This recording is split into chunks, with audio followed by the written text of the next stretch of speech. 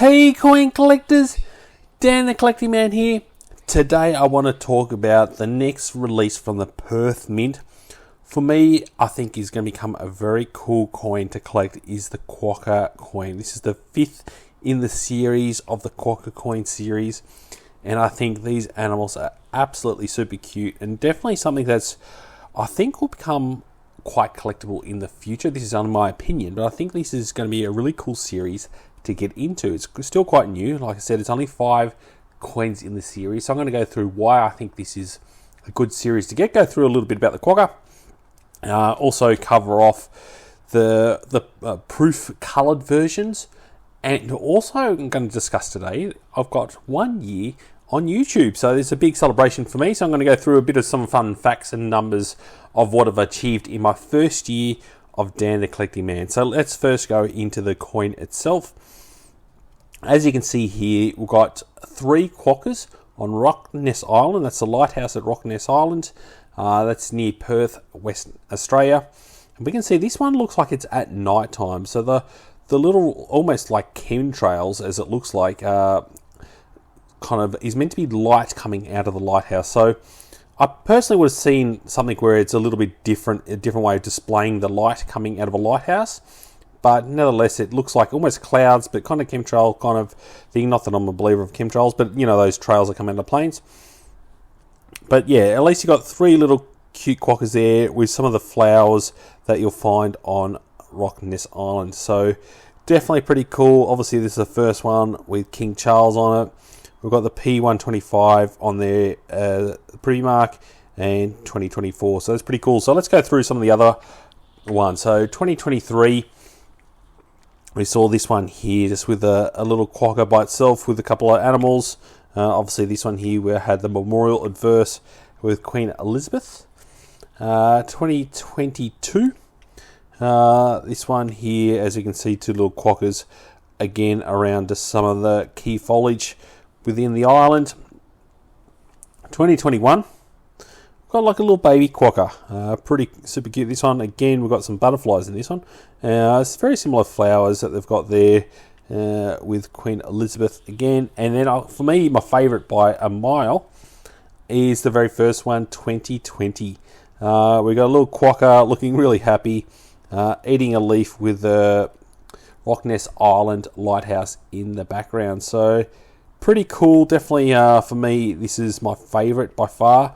And that's the coloured version that I've got. So I'll go through that in a minute because I think this is pretty cool. It'll be interesting to see how long and if they do continue the series. I really hope they do because it's a bit like the Kookaburra. There's always different versions of the Kookaburra. And I think with these animals, I think at the moment it's really you're only seeing it in Australia. But I think once it gets around the world, I think it'll be super collectible. You can also see how they've done their effigies quite differently as well with this one where it's a bit more frosting around the King Charles, including the writing with Queen Elizabeth. Almost looks like a proof kind of finish there with Queen Elizabeth. Actually makes her jewelry and everything pop out, to be honest. So it looks pretty cool. So I'd love to know what your favourite is out of the 5 different versions, and what do you think they should do next? Do you have any other ideas? An interesting fun fact with these as well is they do the coloured version, but they're always a year delayed. So this is obviously the 2020 Quokka, the very first one that ever came out. Cool one, but this is the first coloured version, which is 2021. So let's have a look at this one. Definitely, like I said, they're not exploding in value yet, so they're still quite new. Definitely not a hard one to get. These are quite limited at 5,000, so very low minted proof coin. As you can see here, it's got all the key numbers and everything else that you need for that. Very nice colouring, but this is the coloured version. And as you can see the difference between the bullion version and the coloured version, the Quokka just absolutely pops out really nicely in that one. So you can definitely see it looks pretty cool.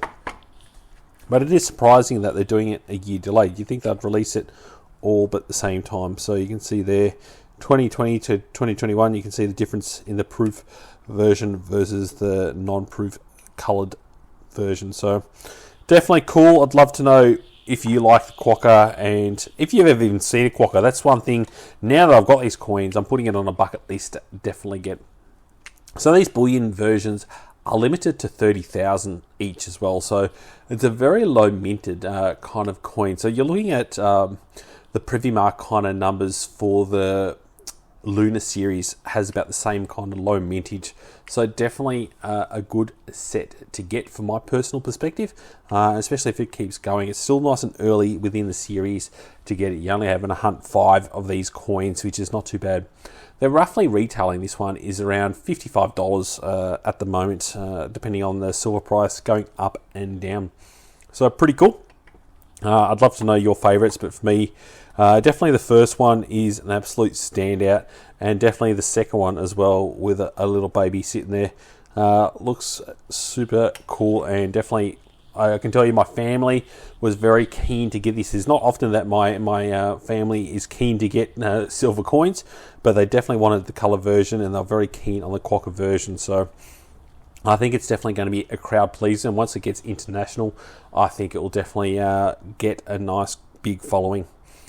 So also, let's go through my 1 year of Dan the Collecting Man. Definitely something that I was very proud of, something that's created a lot of work. I can't tell you how much work goes into every video, but I absolutely love it. It's become my true passion and true hobby, making this YouTube channel. I love seeing it, how it grows, and it's gone definitely a lot bigger than I could hope for in my first year. I made a lot of mistakes and definitely learnt a lot, but I've put a lot of time and effort into this. So I've got 365,000 views, which is kind of crazy that many people have watched my content. Nearly 12,800 hours of my content has been watched. 2,100 subscribers, which is definitely a lot more than I expected within 1 year. I've seen a lot of other coin YouTubers that have been 3-4 years to try and get that kind of number. So to have that in less than a year is definitely something I'm very proud of. 156 long form videos and 215 shorts. So I do something very different with my shorts and long term videos as well. So with my shorts, I like to get, say if I went to Rock This Island, I'll get this coin and put it with the Quokka, just so people can see what they look like in real life. So I like to bring coins around Australia and show off Australia in a different light with the coin. So I think that's something kind of fun and unique. So I've definitely loved the community. I love the messages that I get from people. So please put in the comments below what you love about the coins and about the channel. So that's one thing I've definitely enjoyed doing, and seeing that community grow and seeing a lot of people that comment on most of my videos. And I always remember those people and look out for those comments, because it makes me feel like I'm doing something good in the community.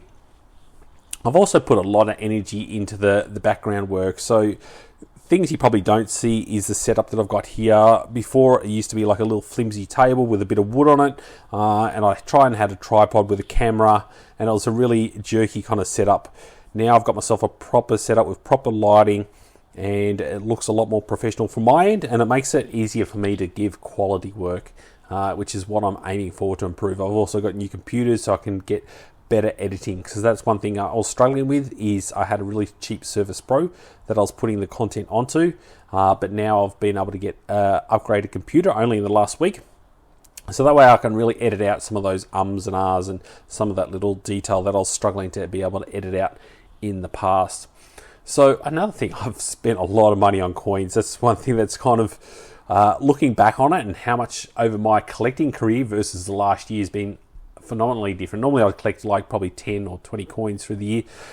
Obviously now I'm buying just about everything that comes out, so that way I can talk about it and make a video about it, which is something I wouldn't have obviously done in the past. So definitely investing quite heavily when it comes to coin collecting and bullion, but I'm loving it though, and definitely seeing the good return and seeing the value add that this community and this kind of investment is making.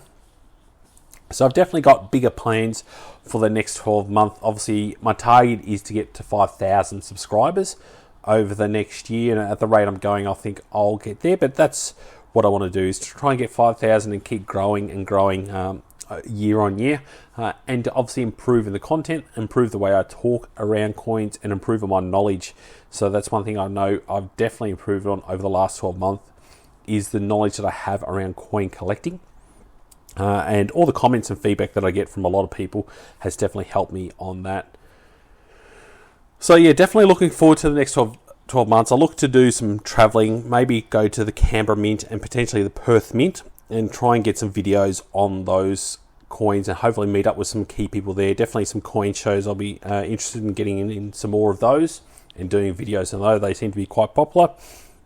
And also doing some market updates and other special releases. So I'd love to hear in the comments below what kind of videos you're looking for. Definitely think the Olympics, potentially $2 coins will be coming up.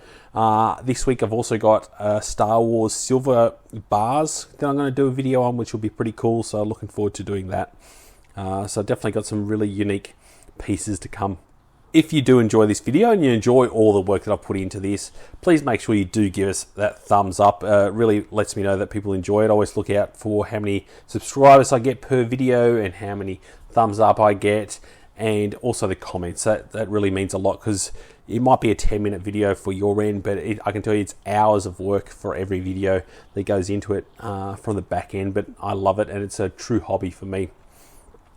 And also another thing is the community that I've created with other YouTubers. So I've obviously got this one here from Backyard Bullion, a super special bar that I was able to purchase, and for him to hand make this for me has been something pretty unique and pretty cool. So definitely learning with Matt Thompson from Thompson Coins and a few other of the YouTubers that are out there that's helped create me and support me through this journey so far for the last year. Has been pretty unique, and I never thought that it would be such a great community to be a part of. So that's definitely something that I've enjoyed.